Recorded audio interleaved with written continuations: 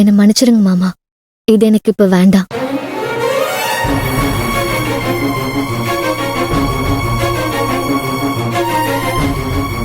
மாமா, இது நம்ம தலைமுறையில வழி வழியா வர மூத்த மருமகளுக்கு கொடுக்கறதுன்னு சொன்னீங்க.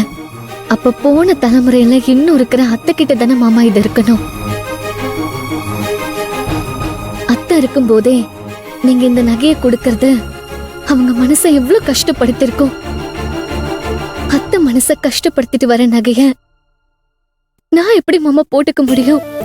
இந்த நகையை போட்டுட்டு அவங்க முன்னாடி நிக்கிற ஒவ்வொரு நொடியும் அவங்கள நான் அசிங்கப்படுத்துற மாதிரி மாமா.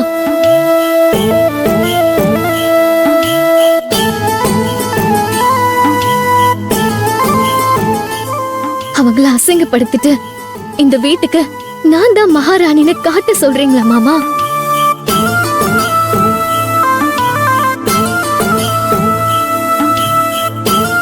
இங்க பாருங்க, நம்ம குடும்பத்துல பரம்பரையா மூத்த மருமக இந்த நகையை தான் போட்டுக்குவாங்க. என் பாட்டி, அவங்க அம்மா, இவங்க எல்லாம் இந்த நகையை தான் போட்டிருந்தாங்க. அவங்க குடும்பத்துக்கு அடையாள சின்னமே இதுதான்.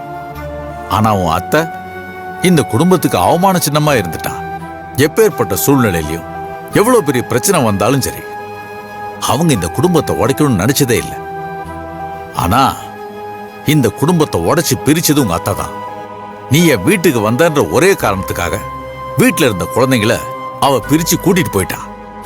இதே நம்ம குடும்பத்து மத்த பொம்பளைங்களா இருந்திருந்தா நீயும் எங்க குடும்பத்து புள்ளதாங்கன்னு அந்த புள்ள பசியாத்த ஒரு பிடி அரிசியை சேர்த்து போட்டிருப்பாங்க.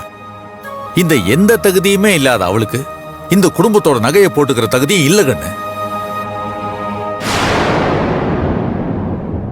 மாமா, உங்களுக்கு தெரியாத நியாயம் இல்ல. உங்க இடத்துல இருந்து உங்க நியாயத்தை யோசிக்கிற மாதிரி அவங்க இடத்துல இருந்து அவங்க நியாயத்தை கொஞ்சம் யோசிச்சு பாருங்க மாமா.